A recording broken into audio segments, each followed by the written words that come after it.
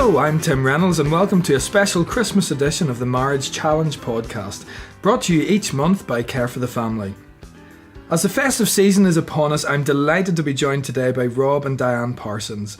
They'll be sharing some of their favourite Christmas moments with us over the course of their 43-year marriage.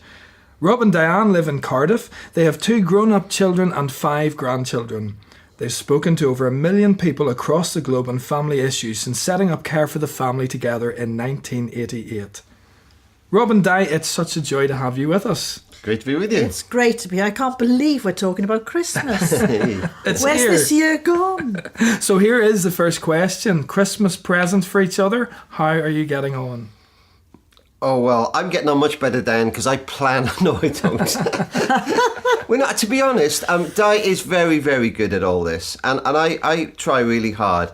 One year, we actually decided to buy all our Christmas presents in the January sale for the following year. And we decided to wrap them as well. But honestly, by the time we'd finished wrapping them in February, we lost heart. We just shoved them all in the back of a wardrobe. It was so boring, I couldn't bear it. But Di's good at it, aren't you? I really enjoy Christmas shopping, actually. Oh, well, what I suppose. What I don't enjoy is wrapping it Christmas Eve. So I'm trying this year to be really organised and doing it all before Christmas. So you're planning well this year. I'm planning well at the moment. What is it about sellotape that hides itself? There is something about sellotape that just hides and you can't find the stuff, can you? It's never there when you need it. I didn't realise you were around to look for it, Rob. Thank you, Diane.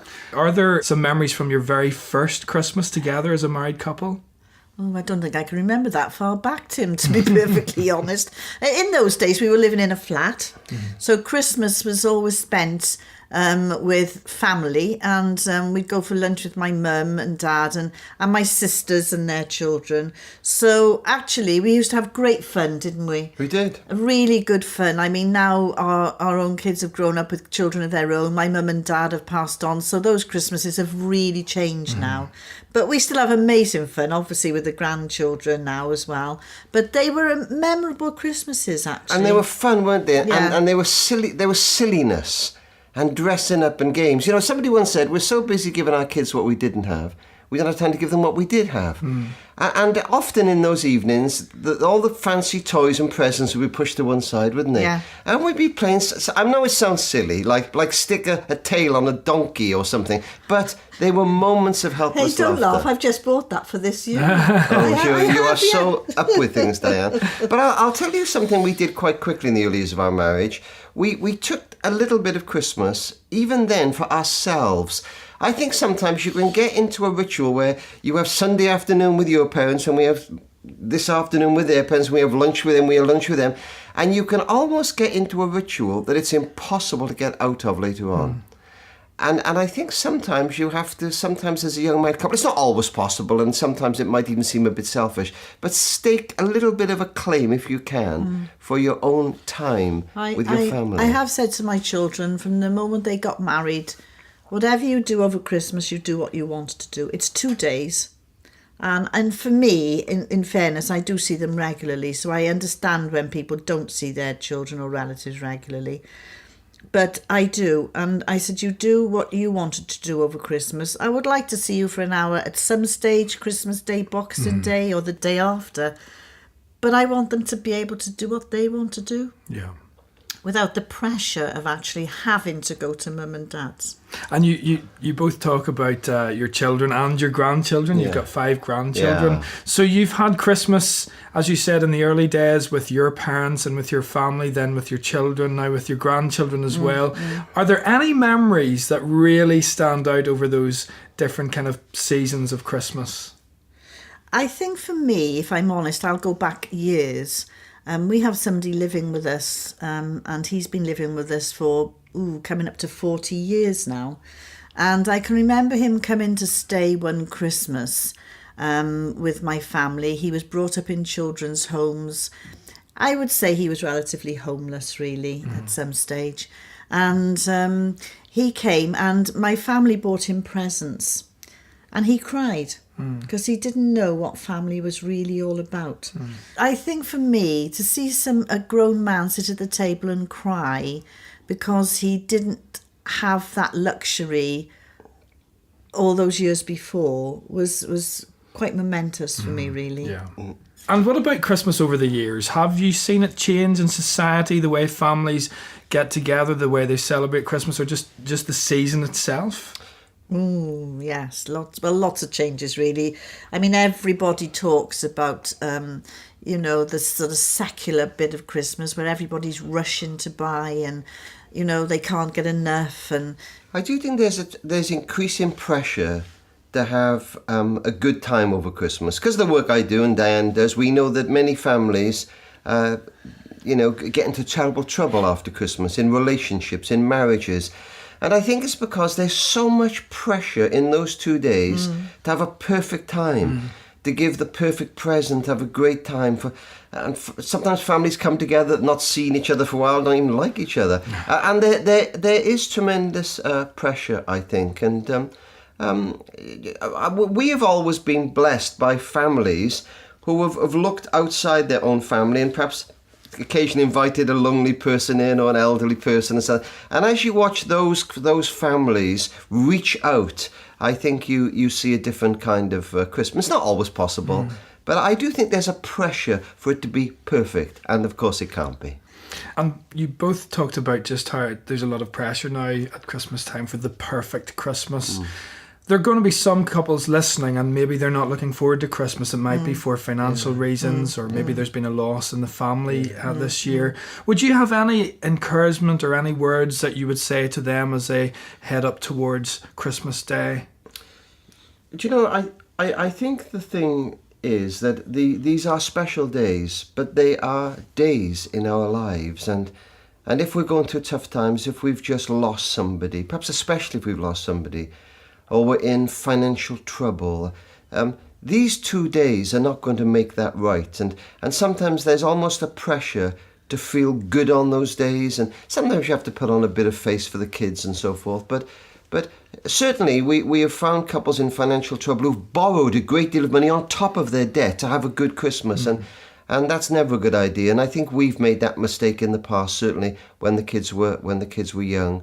And I know it's not easy, you've got the kids and family pressure, but sometimes just to take a moment to step back a bit. It's a time where I think we can reflect. And if life is hard, it's not going to be made right on December the 25th, but it might be that over that time we might grasp something of the specialness, even the magic of Christmas. I think as well, Rob mentioned it earlier, if you do know somebody that's lonely over Christmas, include them. I lost my mum just before Christmas about 4 years ago, and it's a tough season. It is a tough season for lots of reasons.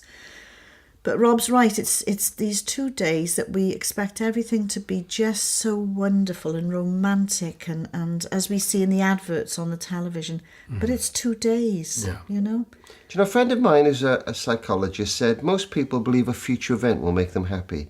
If I win the lottery, if we get married, if we move house, if we have a great Christmas or something like that.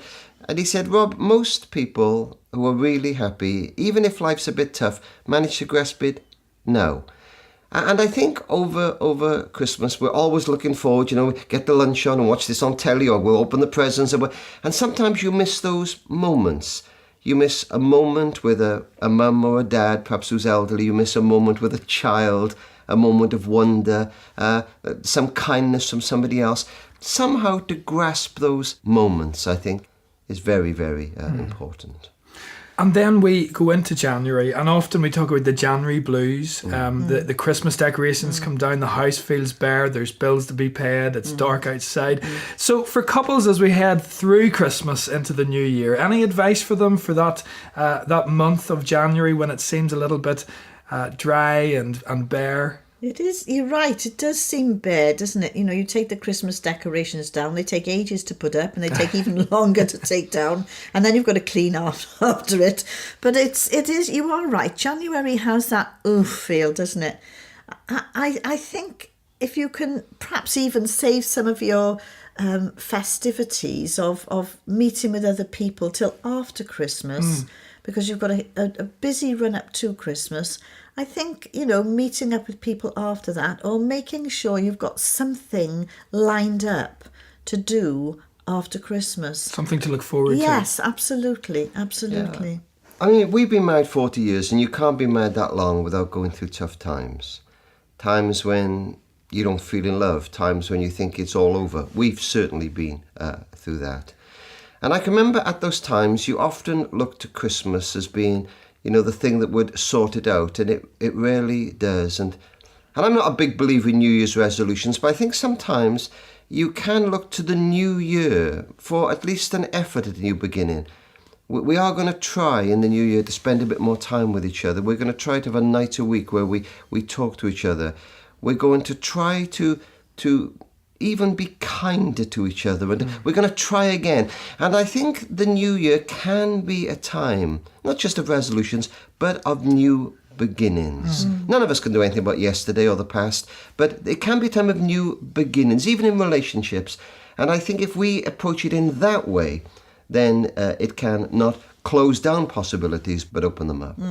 Well, Rob and Di, thank you so much for sharing some of your Christmas memories with us, and also some of your wisdom, which I know will help many couples as they listen over the Christmas period. No, it's been great to be with you. Wish everybody a really, really happy Christmas. And if I had a good voice, I'd sing it. Well, that's all for this episode. It just leaves me to say a great big thank you to Rob and Di for joining us, and thanks to all our listeners for tuning in.